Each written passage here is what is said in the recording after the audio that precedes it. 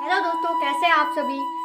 आशा करती हूँ आप सब बहुत अच्छे होंगे, स्वस्थ होंगे, मस्त होंगे और अपने अपने कामों में व्यस्त होंगे। तो मैं सालू और मैं लेके आई हूँ आपके लिए एक ऐसा वीडियो जो कि आपके लिए बहुत बहुत बहुत जरूरी है, मतलब सबसे ज्यादा जरूरी वीडियो ये है। तो प्लीज वीडियो को पूरा जरूर देखें और वीडियो में क्या बताया गया है उसको समझने की कोशिश जरूर करें। तो चलिए मैं चलती हूँ आगे की ओर। तो जैसा कि आप सभी को पता है कि मैं 2 दिन पहले गई थी काशी बनारस, और वहां जाने के बाद मुझे जो सुकून और शांति मिली उसमें मेरे अंदर एक थॉट आया कि क्यों ना मैं वहां के बारे में, वहां से रिलेटेड सारी जानकारी आप सभी को जरूर दूं, क्योंकि काशी को हमारे मोक्ष नगरी भी कहा जाता है। तो एक बार वहां जरूर जाइए, सभी को जाना बहुत ही ज्यादा जरूरी है। अगर इस धरती पे आए हो तो एक बार काशी नगरी, नहीं गए तो फिर कोई मतलब नहीं आपके इस धरती में आने का। तो सबसे पहले आपको वहां के बारे में हम बताना चाहेंगे कि काशी शहर का काशी नाम क्यों पड़ा, और विश्वनाथ महादेव का विश्वनाथ नाम क्यों पड़ा, वहां से रिलेटेड वहां उसको मोक्ष शहर क्यों कहा जाता है, उससे रिलेटेड जो भी जानकारी है आपके लिए जो बहुत जरूरी है, तो आपको मैं बताना चाहूंगी। तो प्लीज वीडियो को पूरा जरूर देखें। तो चलिए हम चलते हैं सबसे पहले काशी के बारे में। काशी बनारस में टोटल 84 घाट है जिनकी अपनी अलग ही मान्यता है। तो कौन कौन से घाट है जहाँ पे हमें जाना चाहिए, उनके दर्शन करना चाहिए। मणिकर्णिका घाट क्या है, यहाँ क्यों 24 घंटे स्थान जलता रहता है, किसका श्राप लगा है, इसके पीछे क्या कहानी है, काशी बनारस से हमें गंगा जल क्यों नहीं लाना चाहिए, इसके पीछे क्या रीजन है। तो ऐसी सारी जानकारी इस वीडियो में मैं आपको देने वाली हूँ। तो प्लीज वीडियो में लगातार बने रहिए। पुराणों की बात करें तो स्कंद पुराण के काशी खंड के सहित कई पुराणों में भी काशी के बारे में बताया गया है। तो सबसे पहले हम काशी की बात करें तो काशी शब्द का अर्थ होता है प्रज्वलित होना। मतलब काशी बनारस शहर एक ऐसा शहर है जो अपने आप में ही प्रकाशित होता है। काशी एक कोशिश है आत्मा से परमात्मा को मिलाने की और हमें खुद को जानने की, मतलब हमारे जीवन के सत्य को जानने की, उससे अवगत कराने की एक कोशिश है काशी।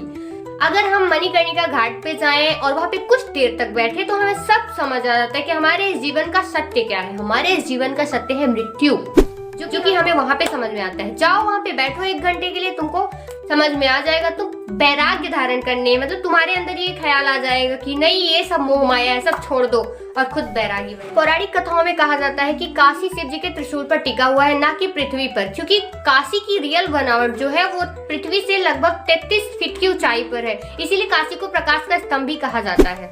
माना जाता है कि काशी में एक समय पर 72,000 से भी ज्यादा मंदिर स्थापित थे, और काशी एक ऐसा शहर है जो कि पौराणिक कथाओं से भी पुराना है, जहाँ शिव जी स्वयं आए थे। और इससे रिलेटेड एक और कथा है कि काशी विश्वनाथ जो भी शिवलिंग है उसका नाम विश्वनाथ क्यों पड़ा। तो चलिए इससे रिलेटेड कहानी बताते हैं कि आखिर विश्वनाथ ही क्यों पड़ा। शिव पुराण में बताया गया है कि जब ब्रह्मा जी को सृष्टि रचना करने का आदेश मिला था तो ब्रह्मा जी के अंदर एक धर्म संकट हो गया था, क्योंकि बिना किसी नारी के सृष्टि रचना होगी कैसे, और अगर एक बार कर भी दिए तो वो बार बार नष्ट हो जाएगी, जिससे बार बार सृष्टि रचना करनी पड़ेगी। तो ये समस्या लेके वो शिव जी के पास, ब्रह्मा जी की समस्या का समाधान करते हुए शिव जी ने स्वयं ही अर्धनारीश्वर का रूप धारण किया था और काशी में जाके, मतलब वाराणसी में जाके 5 कोस का शहर बनाया था। इसलिए आज भी काशी को पंचकोशी कहा जाता है और विश्वेश्वर नाम से वो वहां पे बस गए। अब हम बात करते हैं वाराणसी शहर के बारे में। तो जैसे ही हम वाराणसी शहर पहुंचते हैं और शिव जी के दर्शन करने से पहले हमें एक चौक मिलता है जिसे गौधुलिया चौक कहा जाता है, और इस चौक में नंदी महाराज की बड़ी सी प्रतिमा रखी गई है। और ये रास्ता हमें, ये 4 रास्ते 4 तरफ ले जाते हैं, धर्म अर्थ काम मोक्ष। धर्म शिव जी की तरफ ले जाता है, भगवान विश्वनाथ की तरफ ले जाता है, अर्थ ठठेरी बाजार की तरफ ले जाता है, काम दाल मंडी की तरफ ले जाता है, और मोक्ष मणिकर्णिका घाट की तरफ ले जाता है। तो यहाँ से 4 रास्ता है, 4 तरफ की ओर हमें ले जाते हैं। इसके बाद हम बात करेंगे गोल्डन टेम्पल अर्थात विश्वनाथ मंदिर, जो कि स्वर्ण से बना हुआ है, और कहा जाता है कि इसके दर्शन करने के बाद जो भी अपनी मन्नत मांगता है उसकी मन्नत हमेशा पूरी होती है। और काफी समय पहले 1000 वर्ष में 4 बार इसको गिराने की कोशिश की गई, मुस्लिमों ने इसको गिरवाया भी 4 बार और ज्ञानवापी मस्जिद बनवाई, फिर भी ये मंदिर आज भी वैसे ही प्रज्वलित है और हमेशा ही रहेगा। काशी में हमारे भोलेनाथ माता पार्वती के साथ रहते थे, इस वजह से जब भी हम विश्वनाथ के दर्शन करने जाएं तो हमें उमा महेश्वर का नाम आपको बता देते हैं कि वाराणसी में बह रही गंगा नदी को किस नाम से जाना जाता है, और यहाँ पे कितने घाट है और कौन से वो घाट है जो अपने आप में उनकी अलग मान्यता है, वहाँ हमें जाना चाहिए, क्या इंपॉर्टेंस रखते हैं। तो सबसे पहले उनमें से आता है 80 घाट, जहाँ पे गंगा आरती होती है, जो बहुत ही भव्य आरती है, और हमें गंगा आरती जरूर देखनी चाहिए। जब भी आप वाराणसी जाओ तो गंगा आरती जरूर देखना। वो शाम 7:30 7 साढ़े 7 के बीच होती है, तो हमेशा उसमें शामिल होने की कोशिश करना। इसके बाद आता है मणिकर्णिका घाट, जो कि जिसके बारे में आप सभी जानते ही होंगे कि मणिकर्णिका घाट एक ऐसा घाट है जो भारत का सबसे बड़ा महाश्मशान के नाम से जाना जाता है और यहाँ की अग्नि कभी भी नहीं बुझती है। यहाँ 24 घंटे लाशें जलती रहती है और यहाँ पे माता पार्वती का इस जगह को श्राप भी लगा हुआ है। ये कहानी हम आपको आप आगे बताएंगे। अभी इसके बाद है तुलसी घाट, भदैनी घाट, राजा हरिश्चंद्र घाट। राजा हरिश्चंद्र घाट भी एक श्मशान घाट ही है। मणिकर्णिका के बाद राजा हरिश्चंद्र घाट भी श्मशान कहा जाता है। यहाँ भी लाशें जलती रहती हैं। और इसके बाद है जानकी घाट, चेत सिंह घाट भी है, नमो घाट जो कि अभी उसका न्यू निर्माण भी हुआ है, तो उसमें हाथ बने हुए हैं और वहाँ पे पर्यटक मतलब टूरिस्ट लोग जो भी आते हैं तो वो वहाँ पे सेल्फी क्लिक करने या वीडियो बनाने भी जाते हैं। तो वहाँ का नज़ारा कुछ अलग दिखता है, मतलब सभी घाटों से थोड़ा अलग ही दिखता है, जिसको नमो घाट कहा जाता है। तो ये सारे। इसके बाद है दशाश्वमेध घाट जो मेन घाट है, यहाँ पे हम गंगा स्नान करते हैं। तो ये है कुछ प्रमुख घाट जहाँ हमें ज़रूर जाना चाहिए। अगर आप वाराणसी गए हो तो ये इन सभी घाटों पे ज़रूर जाना और मणिकर्णिका घाट पे तो ज़रूर ही जाना, क्योंकि वहाँ जाने के बाद हमें अपने जीवन का सच पता चलता है कि हाँ, हम भी एक दिन ऐसे ही चले जाएंगे। हम बता देते हैं आपको मणिकर्णिका घाट से जुड़ी हुई कहानी, जो कि पौराणिक कहानी है। तो कहा जाता है कि इस जगह को माता पार्वती का श्राप लगा हुआ है, क्योंकि एक बार माता रानी वहाँ टहल रही थी, जिसकी वजह से उनकी कर्ण की मणि अर्थात कान का कुंडल वहाँ पे गिर गया था और वो उसे खोजने के चक्कर में वहाँ पे गई, लेकिन वो खोज नहीं पाई। इसके बाद श्री हरि नारायण स्वयं उसे खोजने गए थे और खोजते खोजते वो वहाँ पे कुंड बना डाले थे और वो कुंड गंगा नदी के आने से पहले से ही था और गंगा नदी आने के बाद उसी गंगा नदी में विलीन हो गया। लेकिन फिर भी माता रानी का कर्णमणि मतलब कान का कुंडल नहीं मिला, जिसकी वजह से माता रानी क्रोधित होकर उस जगह को श्राप दी थी कि इस जगह की आग कभी भी नहीं बुझेगी, ये जगह हमेशा जलती रहेगी।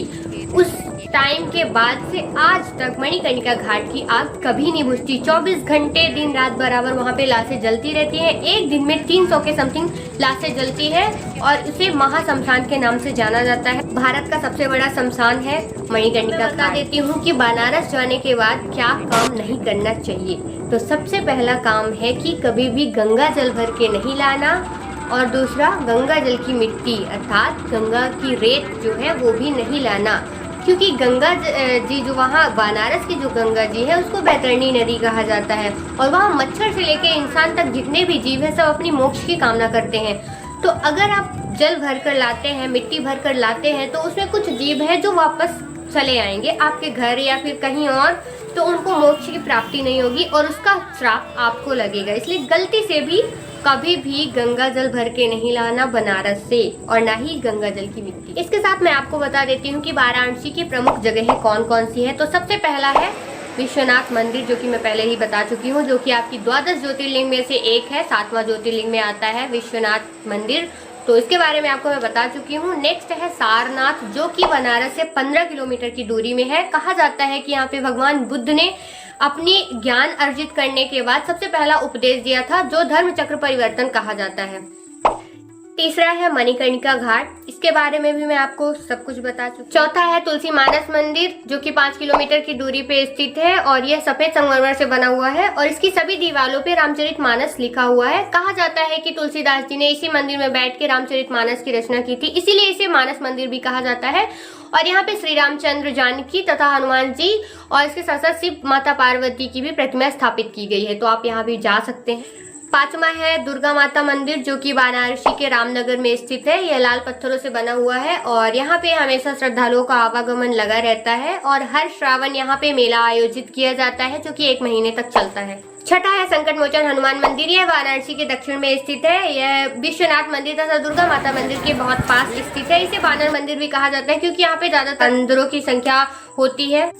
माना जाता है कि तुलसीदास जी को यहाँ पे हनुमान जी का स्वप्न आया था और उन्होंने प्रतिमा स्थापित कराई, संकट मोचन हनुमान नाम दिया मंदिर का और यहाँ पे श्रद्धालुओं की काफी भीड़ लगी रहती है। कहा जाता है कि यहाँ पे जो भी आता है एक बार उसकी सारी विपत्ति दूर हो जाती है और हनुमान जी की कृपा प्राप्त होती है। तो आप जब भी बनारस जाओ तो एक बार इसी के साथ आपको बनारस से जुड़ी एक और जानकारी दे देते हैं कि वाराणसी में मणिकर्णिका घाट के थोड़ा सा पास मतलब थोड़ा सा दूर में एक टेढ़ा मंदिर भी है, वो हमारी भाषा में टेढ़ा मंदिर है। उसका रियल नेम है काशी करवट मंदिर या फिर रत्नेश्वर मंदिर, जो कि 300 साल पुराना है। कहा जाता है कि इसकी जो मंदिर का निर्माण है वो अहिल्या बाई की दासी रत्नाबाई ने कराया था, जिसके कारण उनका नाम उस मंदिर का नाम रत्नेश्वर मंदिर है। और कहा जाता है कि पैसों की कमी होने के कारण उसका निर्माण पूरा ना हो पाया, जिसकी वजह से वो 9 डिग्री टेढ़ा है और उसमें कोई पूजा पाठ वगैरह नहीं होते हैं।